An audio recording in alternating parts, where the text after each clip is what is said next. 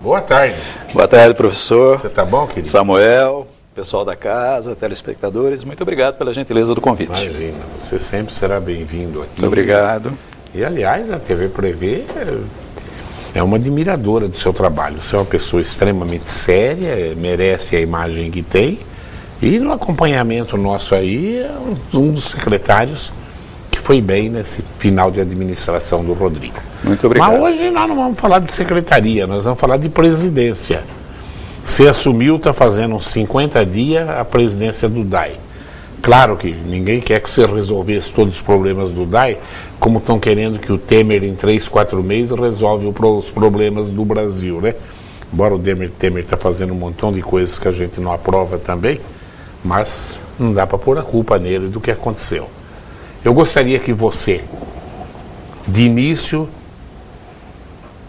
mostrasse para o telespectador, nesses 50 dias, deu pelo menos para enxergar todos os principais problemas do DAI e que atitudes você tomou em cima disso? Quando fui convidado pelo prefeito Rodrigo para assumir o DAI, ciente e consciente da exiguidade de tempo que existia, assumi com o prefeito um compromisso: o ataque às ocorrências, às manutenções de água e esgoto. Eu entendia que isso era possível nós melhorarmos essa condição e atuamos fortemente nesse sentido. De maneira que temos como referência números. E quando lhe falo em números, professor, não faço nenhuma referência crítica à administração anterior. Claro. Apenas me utilizo dos números para avaliar os nossos procedimentos. Quando nós chegamos ao DAI em 19 de setembro, o DAI tinha lá ocorrências para serem atendidas, relativas à água e relativas a esgoto também, eram 486. Hoje, nós amanhecemos com 160. Beleza. Muito bom. Também, um outro problema que existia, e aí contamos com a colaboração da Prefeitura, era a reparação da pavimentação decorrente das intervenções do DAI. Eram, naquela oportunidade, 750, hoje trabalhamos com o número 200.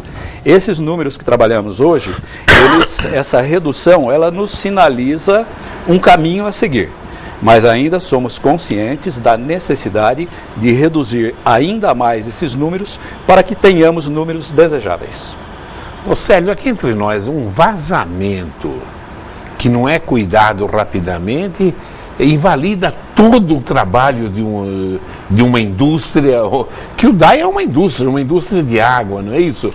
Como é que você pode, e ainda fazer todo o processo químico de tirar a sujeira da água, todo o processo bacteriológico de colocar cloro, colocar flúor, que era uma iniciativa da USP aqui de Bauru, foi até quando iniciou, não é isso? Né? Foi pioneira. Bauru é pioneiro. Nos anos 70, isso. Claro, em fluoretação da água, né? E depois uma torneira vazando, um esgoto vazando. E a gente sente, eu vou até falar, eu sou meio crítico e presto muita atenção. E acho que o telespectador que está aí, você deve ter sentido também. Porque é fácil ver vazamento. A água corre pela sarjeta até achar uma boca de lobo para ela entrar, né? Eu não tenho visto mesmo, sinceramente. Eu tenho andado em Bauru e eu até achava que você ia falar isso, entendeu? Eu não tenho visto vazamento em Bauru. Ou então você está dando sorte, onde eu passo, entendeu? Eu na vida, eu não posso reclamar, de fato eu sou uma pessoa de sorte, mas aí eu atribuiria a dedicação, a competência, a seriedade dos servidores do DAI. Nós temos tido uma colaboração imensa dos servidores. Como se sabe, eu fui servidor do DAI, então uma boa parte deles ainda mecanismo, né? A gente dá para chamar pelo nome. E eles têm colaborado muito com a administração, eles têm vestido essa ideia, eles têm acolhido essa ideia da necessidade do DAI reparar os vazamentos no menor tempo possível. Vazamentos sempre ocorrerão, afinal nós temos um sistema grande, professor. Nós temos 1.700 quilômetros de rede. Mas não 45% de vazamento, metade da produção está sendo jogado fora, né? Esse número precisa ser melhorado e o caminho inicial é o dever de casa. o DAI atacar os vazamentos para que possa resolvê-los em um tempo menor, no menor tempo possível.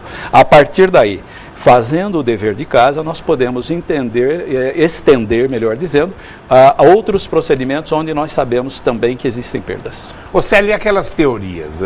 Um dizia que era pressão demais, outro dizia que o encanamento está tudo podre, tem que trocar tudo o encanamento de Bauru. O que você fala, o que você deixa escrito, o que você recomenda para o novo presidente que vem aí? Claro, uma outra administração, gente nova, eles vão botar o pessoal deles, o que é justo, não é isso? Sem dúvida. O que você deixa nesse aspecto?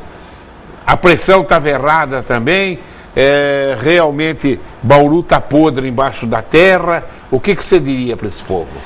Efetivamente existem locais onde nós temos uma pressão acima do desejável. Apenas para citar um exemplo, a parte baixa da Bela Vista. Há um projeto de setorização para essa região, onde nós trabalharemos com uma pressão melhor, onde se trabalhará com uma pressão melhor e, em consequência, também um número menor de vazamentos. Mas em relação ao estado da nossa rede, professor, logo quando chegamos, nós pedimos para a nossa assessoria de comunicação que buscasse parâmetros em outras cidades de ocorrências. Eu trago apenas o exemplo de uma cidade. Temos números de Sorocaba. Proporcionalmente, e as cidades possuem tamanhos diferentes, mas buscamos Sorocaba porque também é um serviço municipal de água. Proporcionalmente, Bauru tem o mesmo número de vazamentos de Sorocaba. Exatamente igual. A Sorocaba é o dobro de Bauru. Sim, mas é proporcionalmente. Proporcionalmente. Sorocaba tem 55 ocorrências dia, Bauru tem em torno de 30 ocorrências dia. Tá. Na proporção está o mesmo número. Tá. Isso não significa que nós não tenhamos nichos, nós não tenhamos setores onde precisamos substituir a tubulação. Mas não me parece, com esse comparativo, não me parece que a rede toda esteja comprometida. Lá em Sorocaba a rede é uma cidade de uma idade parecida com a de Bauru. Né? De forma que a idade da rede também deve ser parecida com a de cá. Porque se for assim, o centro de São Paulo... E eu fico questionando muito, professor, o aspecto técnico para a substituição de uma rede. Imaginemos um quarteirão. É brincadeira. 8 casas do lado de lá, 8 casas do lado de cá. A pavimentação terá que toda ela ser refeita. Então, há uma dificuldade imensa. Se discute a possibilidade de se executar redes pelos passeios. Porém, se nós pegarmos na cidade uma região de redes mais antigas, como a região central, nós temos lá inúmeros, se não a maioria dos prédios construídas no alinhamento. Um vazamento de rede na calçada, na rua já incomoda porque afunda a pavimentação. Na calçada certamente afetará o prédio. Então é uma questão ainda polêmica a execução, ou pelo eixo ou pelas calçadas. É complexo. É polêmico. É complexo, muito complexo. Se eu tivesse que fazer um relatório para o próximo presidente do DAI, qual é o primeiro item que você colocaria no relatório? O DAI tem prioridades que eu entendo e coloco para, evidentemente, análise do presidente que chegar aí em janeiro. Algumas prioridades que são bastante importantes. Uma delas é a reforma da ETA. Há contratada pela administração anterior, contratado o projeto da reforma da ETA, que será entregue no final de março do ano que vem. É uma necessidade urgente que nós temos. Uma outra prioridade que eu colocaria também seria contratar o projeto básico da nova captação de água, que foi um apontamento feito no plano diretor de águas, que foi entregue em 2014 ao DAI. Hoje, onde nós captamos, o rio tem um volume e ao longo dos anos esse volume caiu bastante. Muito. Então essa nova captação, nesse estudo feito pela empresa, ela está prevista 22 quilômetros abaixo da atual. De maneira que ali a bacia de contribuição já é bem maior e, em consequência, o rio também tem um volume maior. Me parece que essa também deva ser uma prioridade. E uma terceira prioridade que eu colocaria, e ainda sujeito a um trabalho piloto que nós vamos fazer agora, e no combate a perdas, além dos vazamentos, e o DAI deve mostrar, fazendo o dever de casa, combatendo os vazamentos, além disso, para combater as perdas também num trabalho, num apontamento desse trabalho que me referi de 2014, a substituição dos hidrômetros, com uma diferença. os hidrômetros que sejam colocados, e nesse projeto piloto que faremos, assim será, os hidrômetros serão adquiridos pelo DAI. Serão Que projeto piloto é esse, Sérgio? Nesse trabalho de 2014 foi apontado a substituição de todos os hidrômetros, porque os hidrômetros eles têm vida útil de 5 anos. E pelo seu mecanismo de funcionamento, após essa vida útil, ele começa a registrar volumes a menor. Então nós definimos uma área confinada, uma área restrita, que compreende os bairros Gasparini, Vanuiri e Jardim Helena, para nós fazermos a substituição dos hidrômetros. De forma que nós tenhamos, no momento inicial, o volume de água que entra nessa região, que é a macromedição, comparado com o volume registrado nos micromedidores. Nessa condição, nós temos uma perda hoje. Substituímos os hidrômetros, fazemos essa nova comparação para apurar a perda e, a partir daí, melhor avaliar a necessidade da troca dos demais hidrômetros da cidade. É um projeto que está elaborado, compreende aproximadamente 2.060 hidrômetros a serem substituídos. Esses hidrômetros serão adquiridos pelo DAI. Amanhã, sábado, dia 5, será publicado o edital de licitação. E o DAI tem caixa para isso? Com esforço nós arrumamos, com esforço. Final de exercício é tudo difícil, claro, né? Mas, novamente, contando com a colaboração dos servidores do DAI, conseguimos alguns remanejamentos de verba, de forma que será possível a aquisição pelo DAI desses 2.000 hidrômetros. E esse custo não será repassado aos moradores. Porque o DAI, as únicas empresas, claro, energia elétrica, se a indústria desacelera, cai o consumo de energia elétrica. E claro que cai o rendimento das concessionárias. Mas água, por exemplo, Bauru, que não é uma cidade industrial, se aplicar a norma, não pagou, corta, é uma empresa que não sentiria tanto a crise, né, Célio? Então, o DAI é uma autarquia, mas eu sempre gosto de dizer nesse sentido.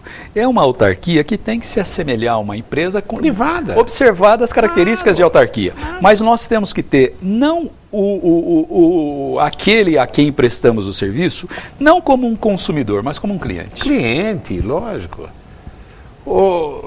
Raciocina-se, isso já aconteceu no mundo. Se botar um louco lá no DAI, ele jogar formicida tatu lá, ele mata a cidade inteira. Então é de uma responsabilidade inacreditável. Quer dizer, todos nós consumimos produto do DAI, que é a água. Coca-Cola, você quer se envenenar, você toma. Eu, infelizmente, estou me envenenando com Coca-Cola. Mas agora a água não tem jeito. Né? É verdade. A água não tem jeito, é muita responsabilidade, seriedade e tem que ser tratada como uma empresa. Sem dúvida, até porque é com o faturamento que o DAI poderá gerir as suas obrigações. Claro, ter funcionários treinados, competentes, com salários decentes. Oferecer cursos de aperfeiçoamento. Reciclagem é a base. Sim, sem dúvida. Reciclagem é a base. Eu tenho essa visão. Essa é a visão correta. Você está certo. E por isso que você já mostrou essa aptidão para o serviço público. Vamos ver o que o seu telespectador concorda. O Rafael das Camélias. Quero agradecer ao professor Duda pela oportunidade dos munícipes poder falar diretamente com as autoridades, como o senhor presidente do DAI. Buceroni, com a pressão política que se tem dentro da tal autarquia, o ex-presidente do DAI caiu durante entrevista na emissora e nem terminou o raciocínio. Como vão fazer para cobrar a dívida de água dos grandes devedores de Bauru? É uma boa pergunta que nos permite até explanarmos um pouco. Motivados por um requerimento da Câmara Municipal, mas também do Ministério Público, o DAI entregou uma relação contendo os chamados 100 maiores devedores no município. Porém, por vezes, nós podemos pensar de maneira equivocada, quando rotulamos 100 maiores devedores ou rotulamos devedores, de que nenhuma providência tenha sido tomada. Tomando como exemplo esses 100 maiores devedores mesmos, ali nós temos processos de execução judicial, e sabemos que o judiciário tem todo um procedimento a ser observado e nem sempre é rápido. Nós da escola particular conhecemos bem isso. É verdade. você demora 3 anos para receber a dívida de um pai que não paga a escola privada. É verdade. Nós temos uma segunda parcela também, que são aquelas dívidas que foram ajustadas e são objeto de parcelamento. Então, aqueles processos que estão em execução judicial, tanto aqueles quanto esses objetos de parcelamento, constam como devedores, como efetivamente são. Mas as providências estão ali tomadas. E o Rodrigo falou uma outra coisa, que não sei se eu estou te interrompendo. Ele falou para mim, Duda, os maiores devedores, eles não usam a água do DAI, eles têm poço artesiano. O cara usa o esgoto e vai ter que ter uma maneira de cobrar o esgoto desse povo. Esse é o terceiro aspecto que eu iria abordar. Hoje, por uma legislação municipal, o poço particular, o DAI vai lá e instala um hidrômetro. Não para cobrar aquela água, porque afinal de contas aquela água é particular, mas para apurar um volume a fim de que possa cobrar o esgoto. Claro. Mas na inadimplência do esgoto, o DAI não tem poder de ir lá e lacrar o poço. Então, tem que cobrar judicialmente também. Um outro caso que também nós temos presente lá e temos obtido sucesso em alguns parcelamentos, são os imóveis relativos ao Minha Casa Minha Vida. Tem todo um caráter social. E a dificuldade maior nesses imóveis é que eles não possuem medição individualizada. Tudo junto. Então, o senhor veja, professor, admitamos um imóvel desse, um prédio desse que tenha lá 300 imóveis. 200 desses proprietários estão adimplentes, estão em ordem com sua taxa condominial. 100 não estão, de forma que o síndico não tem condição de pagar no prazo devido à sua conta de água. Aí o DAI vai lá e corta a água dos 300. É dureza. É complicado. Então tem que ter esse olhar também e temos dialogado através do setor competente, temos dialogado com normalmente essas empresas administradoras e temos conseguido elaborar parcelamentos desses casos. Só me permitindo, pois não. O nosso objetivo é fornecer água. Nós precisamos vender água. Esse é o ponto. E precisamos receber por isso. Mas tendo sempre como último procedimento, como procedimento final, o corte. Nós temos que buscar, nós temos que conciliar as necessidades do DAI com as possibilidades do cliente, contribuinte, dentro do aspecto legal. Vamos ver mais uma perguntinha? Sim, claro. Eduardo pergunta. O Eduardo é do Parque das Camélias. Senhor presidente, o DAI faz reparos em ruas de asfalto com péssima qualidade. É dinheiro público jogado fora. Será que ninguém faz isso? Olha, Eduardo, existe efetivamente, eu acredito que existam problemas. Problemas em que precisamos melhorar a qualidade e buscamos esse tipo de coisa, mas o fato é que tínhamos um volume muito grande para a reposição. Um outro fator, nos dias atuais, inclusive, enfrentamos isso, é a questão das chuvas. O material que nós utilizamos para reterro nem sempre está na umidade ótima, de forma que ele não possibilita também uma compactação adequada. Entre tapar um buraco e ainda assim, de forma indesejada, ter que retornar ao local e deixá-lo aberto com o risco de cair um carro, cair alguém lá, eu acho que é preferível a primeira situação, ainda que de uma maneira não toda desejada. O Pedro Valentim, presidente do DAI, há informações de 2 listagens feitas por funcionários do GAI para que o Gazeta, sugestionando a presidência do DAI, o nome é do senhor e o outro é do engenheiro Quaraci Domingues. O senhor sabe sobre esses baixos assinados? Não, não sei, desconheço o assunto. E devo dizer que a minha preocupação diante dos problemas do DAI se resume a 31 de dezembro. Claro. Estou focado nisso, a partir daí, por certo, não saberei responder questões que ultrapassem essa data. O Luiz Carlos da Bela Vista. Boa tarde ao professor e ao Buceroni. Presidente, a gente ouve as autoridades, os vereadores dizerem que as causas do vazamento são por causas de canos antigos que ficam nos bairros antigos. Mas eu não concordo, pelo motivo que eu sempre ouço o mesmo tanto de reclamação nos bairros novos, Então essa tese não procede. Na minha rua, Olavo Bilac, quadra 5, fizeram um concerto a semana passada e voltou a vazar. Existem problemas dessa ordem, de fato, onde nós enfrentamos, e agora eu vou dizer pela minha passagem anterior pela Secretaria da Administração da Prefeitura, porque ali também o setor de licitações pertencia à Secretaria da Administração. Por vezes, nós lançamos o edital com cláusulas bastante rígidas, e lá ocorreu isso, em que empresas não se enquadram nessa possibilidade, não cumprem tecnicamente o que está exigido no edital. Aí essas empresas vão ao Tribunal de Contas do Estado pedindo a modificação do edital, porque entendem que ele é restritivo. E às vezes o tribunal concorda e nos obriga a modificar. Mas tenho insistido com o nosso pessoal e não faremos grandes compras até o final do exercício, mas nós temos que especificar o edital com cláusulas rígidas, porque o refazimento do atendimento significa perda de mão de obra, mas principalmente também nós temos que lutar pela credibilidade do que fazemos. E nesse sentido o refazimento não é uma boa medida. O Luiz Cláudio da Vila Falcão. Senhor presidente do DAI, uma horta consome somente água, mas tem que pagar a taxa de esgoto, porque se não se pode somente pagar a água utilizada. Por que não se pode pagar também a água utilizada? Interessante essa tese dele. Existe. E até uma maneira de repor água para os poços naturais da natureza, né? A água vai para a terra. Quem tiver esgoto, paga somente o esgoto.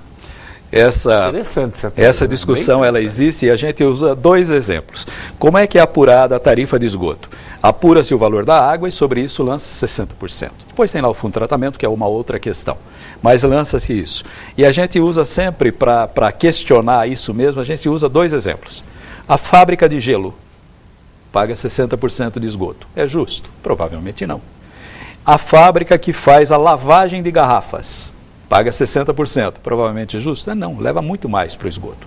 Mas existe a possibilidade técnica do DAI fazer essa avaliação através do morador instalar, por exemplo, um medidor de vazão de esgoto, uma calha partial. E a partir daí ele passa a pagar somente o esgoto que realmente foi registrado no medidor. Esse medidor tem um custo, é verdade, e aí precisa se verificar o que se paga de esgoto, confrontar com o custo do medidor e verificar essa viabilidade. Mas os 60% relativos ao esgoto são determinados por uma legislação própria. Interessante isso daí, bem interessante. Orlando pergunta. Orlando da Bela Vista. Boa tarde. No Bela Vista, em sua parte baixa, quase todos os dias no período da tarde falta água. Gostaria de saber se o DAI tem algum projeto para sanar este problema. Obrigado. A Bela Vista era o bairro que mais reclamava aqui na TV Prevê. Não tem mais vindo reclamação, viu, Orlando? Vamos ver até o que o presidente do DAI tem para falar disso. Fiz menção ainda agora há pouco e reafirmo.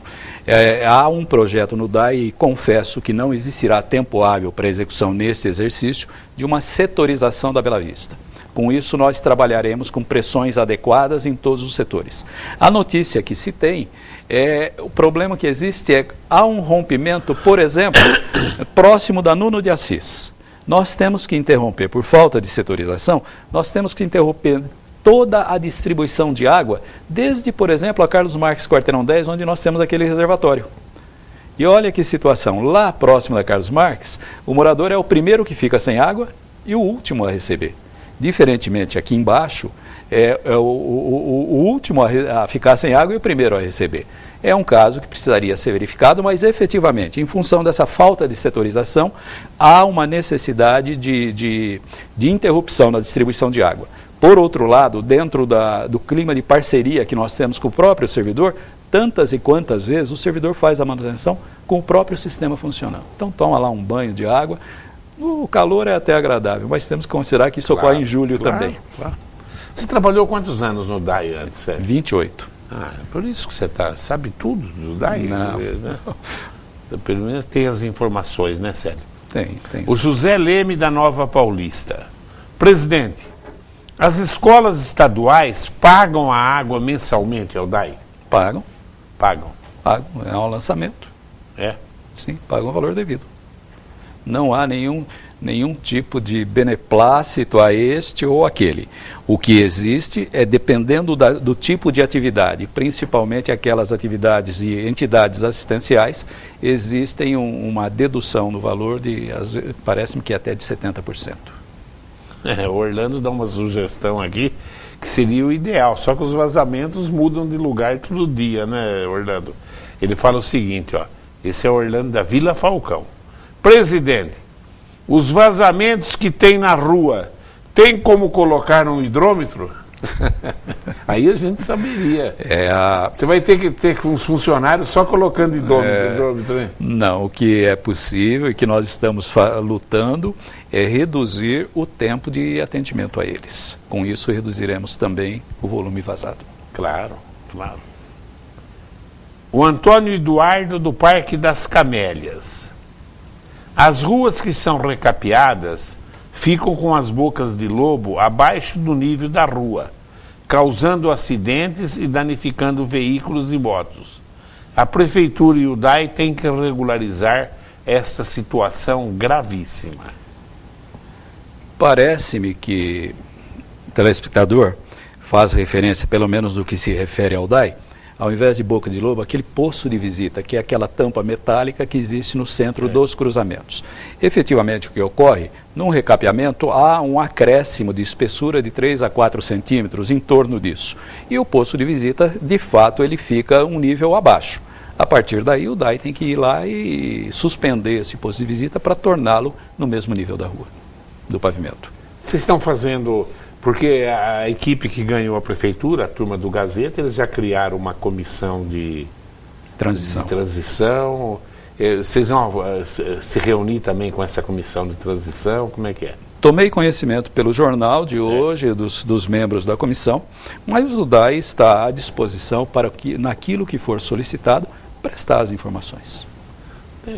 Você já está fazendo algum relatório? Não, nós temos dados que podemos oferecer a essa comissão. Tem que dar toda... Temos, o DAI é um dos grandes problemas dos últimos anos, né?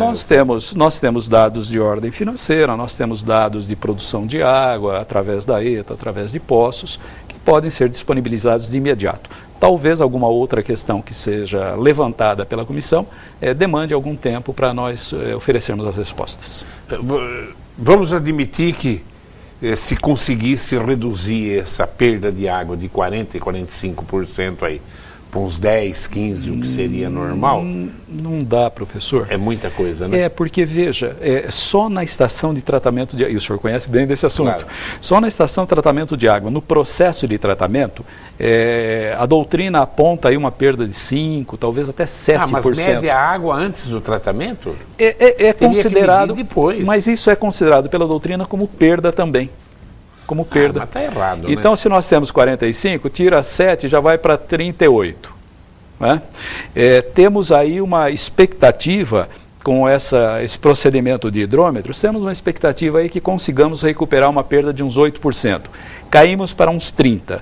O que seria desejável, algo em torno de 28%. A partir daí, para reduzir, e o senhor cita bem, esses índices são de países de primeiro mundo. Japão, por exemplo, é fantástico, 8%, 9%, 10%. Estados Unidos acho que é 15%. Fantástico.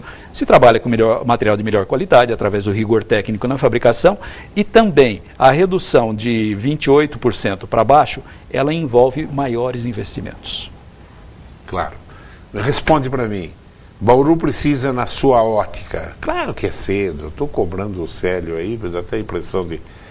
Quantos poços artesianos mais nós precisaríamos? Nós estamos sempre precisando aumentar a nossa produção de água.